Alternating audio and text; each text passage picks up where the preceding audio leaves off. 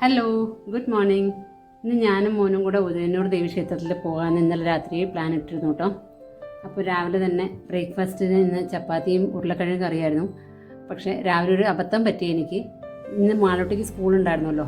അപ്പോൾ ബ്രേക്ക്ഫാസ്റ്റ് എല്ലാവർക്കും ഉണ്ടാക്കണം, അവർക്ക് ടിഫിൻ നിറയ്ക്കണം, സ്കൂൾ വാനിൽ കൊണ്ടുവിടണം. ഇതിൻ്റെ എല്ലാത്തിൻ്റെയും ഇടയിലുണ്ടല്ലോ ഞാൻ ക്യാമറയൊക്കെ സെറ്റ് ചെയ്തിരുന്നു. പക്ഷേ ഞാൻ വീഡിയോ ഓൺ ചെയ്യാൻ മറന്നുപോയി. അതുകൊണ്ട് ഒന്നും റെക്കോർഡായിട്ടില്ല. എല്ലാം അവസാനം കഴിഞ്ഞ് നോക്കുമ്പോഴേക്കും അതിനകത്തൊന്നുമില്ല. പിന്നെ ബ്രേക്ക്ഫാസ്റ്റ് കഴിക്കുന്ന വീഡിയോ എടുത്തില്ല, കാരണം എൻ്റെ മൂഡ് അങ്ങനെ ഓഫായി. സാരമില്ല, അങ്ങനെ അബദ്ധങ്ങളൊക്കെ പറ്റും, പഠിച്ച് വരണല്ലേ ഉള്ളൂ അല്ലേ.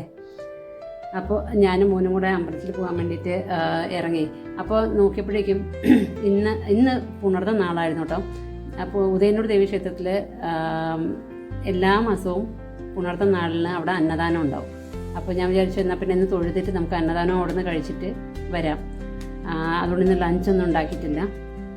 മോന് പ്രത്യേകിച്ച് ഇങ്ങനെ അമ്പലത്തിൽ നിന്ന് അന്നദാനം കഴിക്കാൻ അത്ര താല്പര്യം ഇല്ലാത്ത കൂട്ടത്തിലാണ്. മോനല്ല, മോക്കും. അവർ രണ്ടുപേർക്കും പ്രത്യേകിച്ച് കാരണം എന്ന് വെച്ച് കഴിഞ്ഞാൽ ഫസ്റ്റ് തിങ് അത് വെജ് അത്ര ഇഷ്ടമല്ല. സാമ്പാർ, അവിയൽ, തോരൻ ഈ സംഭവങ്ങളൊന്നും അധികം അത്ര ഇഷ്ടമുള്ള കൂട്ടത്തിലല്ല രണ്ടുപേരും. പിന്നെ രണ്ടാമത് അവിടെ ലൈനിൽ നിന്ന് ഇങ്ങനെ പ്ലേറ്റിൽ ഇങ്ങനെ അന്നദാനം വാങ്ങിക്കുന്നത് അവർക്ക് എന്തോ ഒരു മടിയാണ്.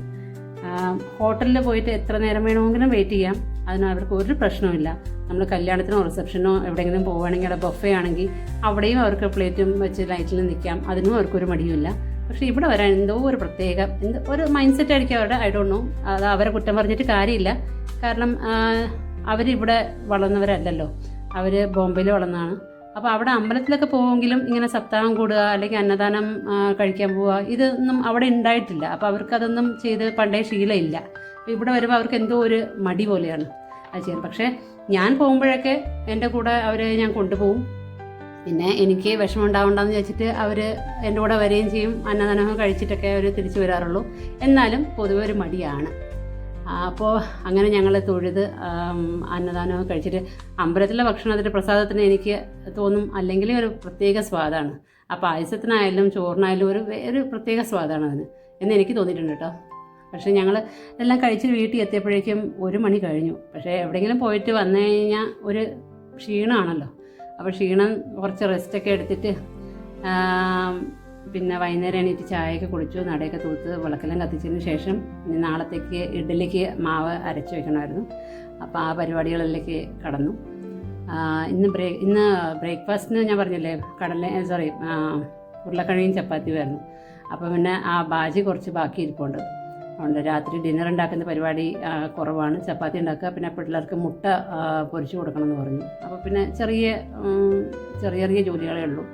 അതുകൊണ്ട് കുറച്ച് റിലാക്സായിട്ട് ഇരുന്ന് TV ഒക്കെ കണ്ട് അപ്പോഴാണ് ഞാൻ ആലോചിച്ച് നമ്മുടെ ഫാഷൻ ഫ്രൂട്ട് കുറച്ച് ഇരിപ്പുണ്ട്. അപ്പോൾ അതിനെയൊക്കെ മുറിച്ച് ബോട്ടിലാക്കണം. ബോട്ടിൽ ഇന്ന് നിറഞ്ഞു കേട്ടോ. ഇനി അതിനെയൊക്കെ എടുത്ത് സ്ക്വാഷ് ഉണ്ടാക്കാം. അത് നമുക്ക് അടുത്ത് തന്നെ ചെയ്യാം. അപ്പോൾ ഇന്നത്തെ വിശേഷങ്ങൾ ഇത്രയേ ഉള്ളൂ. ഇനി ബാക്കി വിശേഷങ്ങളായിട്ട് അടുത്ത വീഡിയോയിൽ കാണുന്നതുവരെ ബൈ, ടേക്ക് കെയർ. വീഡിയോ ഇഷ്ടപ്പെട്ടിട്ടുണ്ടെങ്കിൽ ലൈക്കും ഷെയറും സബ്സ്ക്രൈബും ചെയ്യുക. Thank you. ബൈ.